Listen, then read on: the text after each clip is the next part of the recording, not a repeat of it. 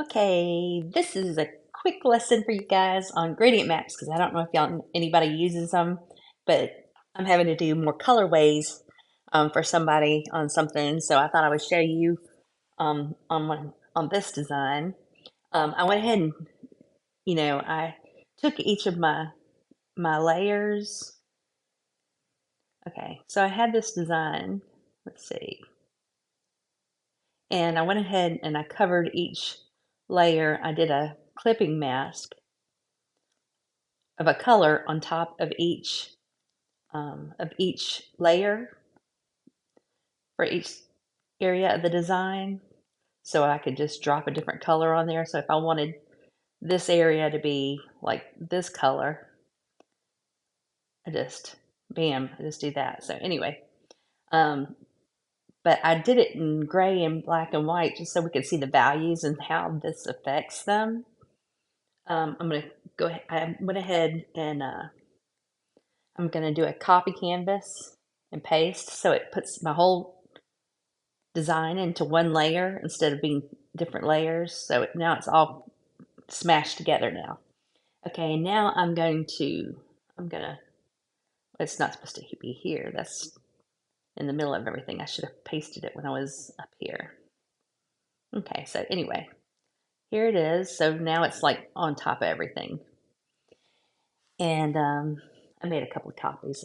And I'm gonna go over here to the magic wand and I'm going to go to gradient map.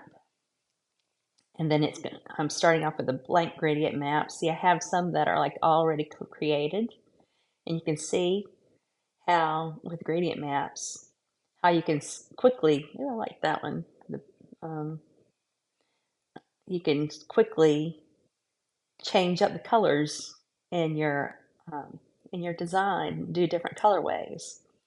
It does sometimes look a little bit but right here, it looks pretty good. I don't see, it doesn't look like it's doing weird stuff to it.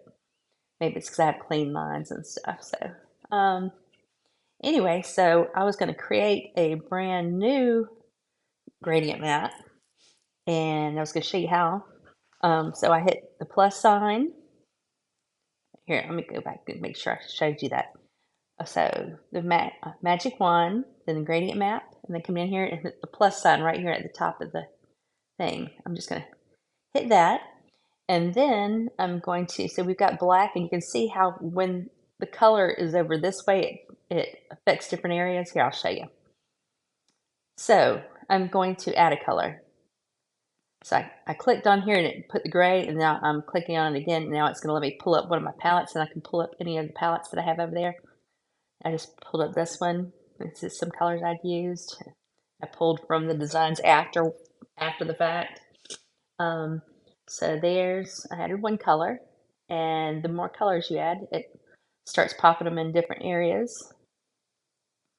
And my design has about 7 different colors in it.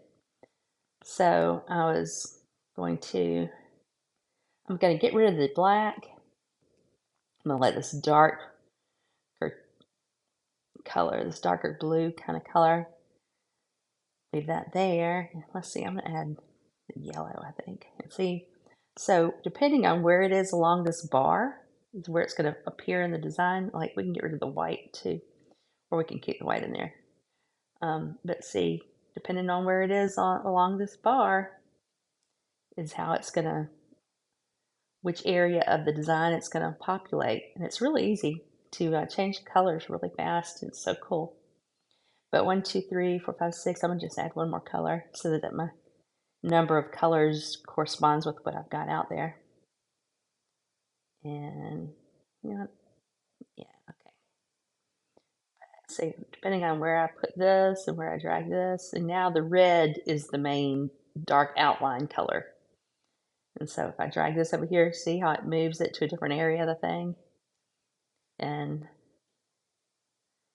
I'll just drag in the colors around, how you can, this is a way to also, like, let's say you had one design and you really liked it in this colors, you can use the same colors and just swap it around and see, and then you can have things that actually go together but look different.